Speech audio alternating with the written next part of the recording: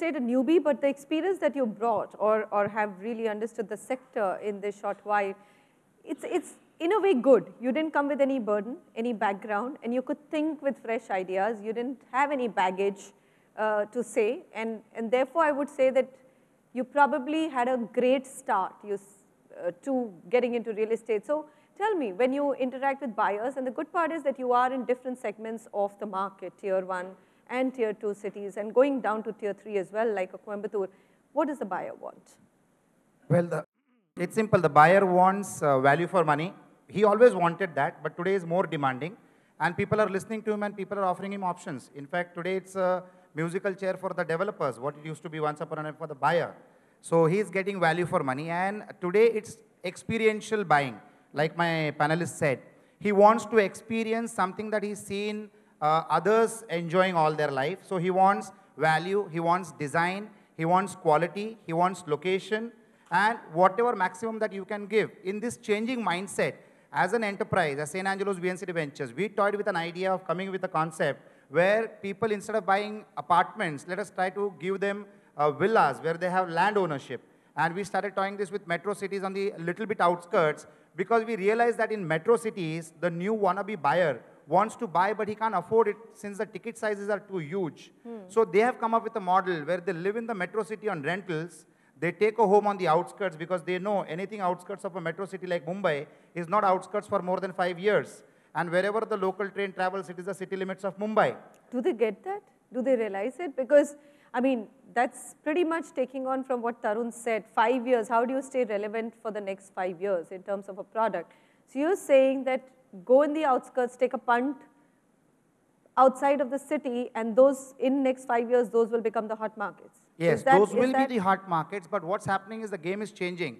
You no more can create a box and sell it to the buyer. You need to create design, you need to create concept, you need to create community living. It should be a gated community, it should be style, it should be value for money, it should be quality. It should be the moon. It should be the sun, the moon, the arm, the leg, everything. And they don't want to pay anything. Can you believe this? A new buyer doesn't want to make a down payment. You need to work out the finance schemes for them. You need to give them the best interest rates. You need to give them a moratorium period. You need to give them the gestation period to start their first installment. You need all of that. And only those developers who can match to the expectations of this kind of new buyer mentality will sustain in the market, grow, and move to the next project. You're saying millennials, I mean, it has to be kept very, very value for money otherwise. Would you agree with it, Rajesh, that there was, at one point of time, there was, you could entice the buyer with an overall value proposition of value for money and better than expected quality. But now, as the market matures and the younger force is coming and becoming your buyer, if not today, in 5 years, you have to really treat real estate as an FMCG product. Every time you launch a product, you need to understand who specifically are you launching it for, and therefore your entire marketing has to be around that. I absolutely agree to what you say, Manisha, but coming back to the 5-year topic that we are discussing on. Okay, let's go back to that as well. I would love to discuss that because it is being misunderstood on the conversation. When a developer says 5 years, he means 5 years for the entire project. Today, RERA has induced every developer to break the project into multiple phases. You have phase 1, phase 2, phase 3, phase 4, n number of phases. You need to be definite about the overall project that you are committing for. So suppose somebody is committing it for 8 years. And then you are committing every phase which you are taking permissions to sell out for advertising for sales. That might be 2 years down the line or 3 years down the line, and that's how you break up the project. If the developer is good enough, he has got the discretionary powers on himself to make sure whether the common amenities get built in the first phase, second phase, third phase, or fourth phase. Important. So the buyer is, otherwise you tell a buyer that you are 5 years away from delivery or 8 years away from delivery, he'll run away. He needs to understand when the overall project is getting over. He gets the choice to make whether he wants to book in the first phase or the second phase or the third phase. If he books in the first phase, he is sure that he is going to get the delivery by the second year. In fact, thanks to RERA, real estate is now being one of the most organized sectors. And you don't need 100 disgruntled customers to nail one developer. You need only that one bullet. You need only that one customer who goes to RERA and you're finished. Because he can open up the whole flaws of your development scheme and RERA will take you to task. So no developer wants to take that chance. And today, the developer, instead of opening the whole project for sales, which he used to do earlier, and he used to get into miscalculated financial outflows because he has sold little in every wing, and now he doesn't have money to construct all of them together. Today, RERA has induced him that he can sell only that wing which is open for sales, which is to be delivered in 2 years. So he's making sure that all the sales happen in the first phase so that he can complete the first phase and then move to the second one. That is point number one. Point number two is RERA does not permit the developer to withdraw profits till the entire project is over. But RERA allows you to withdraw the profits of the phase that you are committing to be completing in a particular period of time. So as a developer, he can take home his profits at the completion of the first phase when he takes the occupation certificate, delivers the possession, and then takes his profits walks over to the second phase and starts developing that. This also ensures that the developer is in a better financial control to the advantage of the customer, and that is how he is going to be completing the projects. Very few developers have understood this, but the few who have understood it are really playing it right to the advantage of the buyer. So today the buyer, he has got two major complaints in the past 25 years of real estate buying in the new India. One was the quality was pathetic because on the power of location, the buyer used to get crap, but still used to buy because it was location. So he has to assure quality. He has underwritten to the RERA department about the quality standards by the developer. Secondly, today he is sure that what is the end date of delivery. Because once you cross the end date of the delivery, RERA does not give you beyond a years of extension. So the developer has got a very limited time play in his hands. And the buyer is today confident and sleeping well at home that no, I know on which date I will get my delivery. And today, no payment happens to the developer out of turn. There are no lollipop schemes that you make a down payment and you get this price and that price. The builder is supposed to collect the money from the buyer as per the development stages only. So these are all fantastic safety norms which is ensuring that money of the buyer is well protected, and government is doing to the real estate sector what it did by creating SAVV for the stock market sector. So this is an absolutely regulated market, and that's why buying in the last quarter has been the best since demonetization. And the market is bouncing back, new buyers are being created and existing buyers are buying more, as property is the only safety investment asset where you can really leverage financial institutions which have really lowered down the rate of interest and which is going to be tipped to be going lower further. So I think these are fantastic times. And this is what RERA is. So it is not that 5-year, 8-year, 10-year. It is in which year your phase will be delivered. Okay, that must be some developers. But I have gone onto RERA websites and seen developers giving 5-year dates, even for one phase.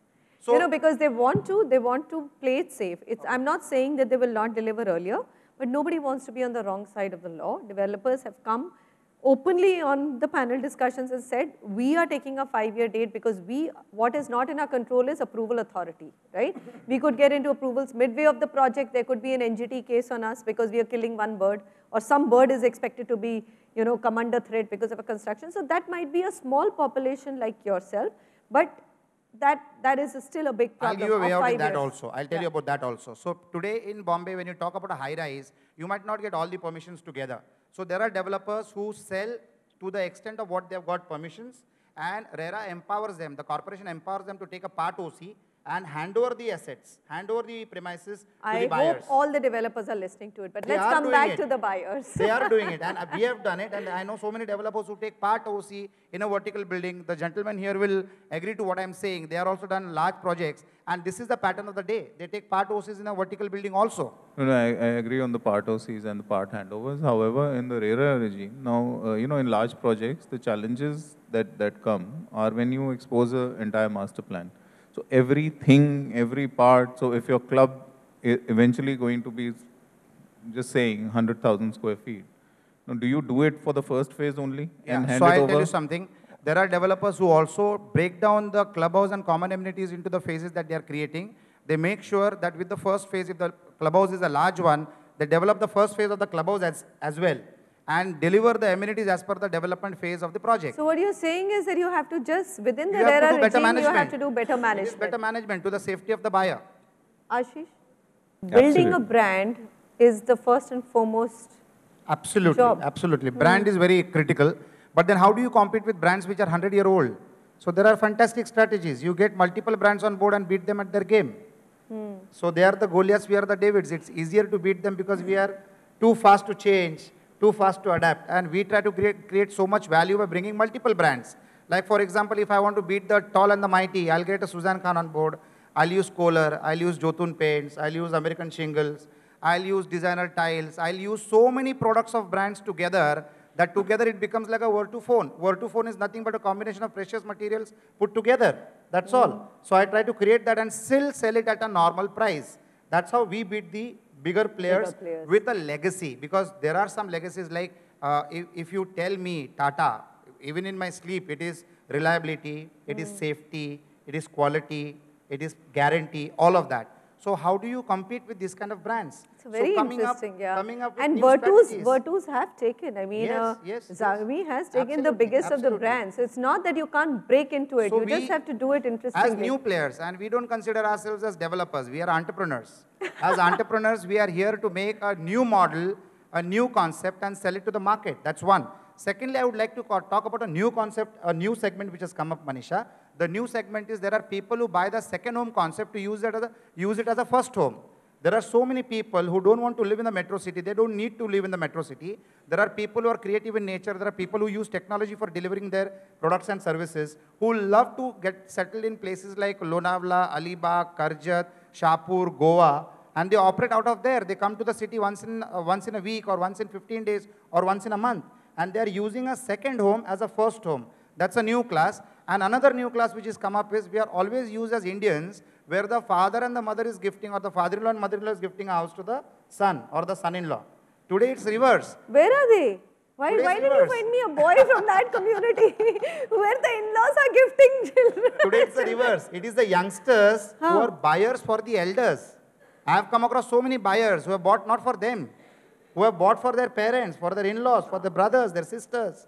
So there is a new culture of buying which is happening, and we as developers, entrepreneur developers, are adapting to this new age also.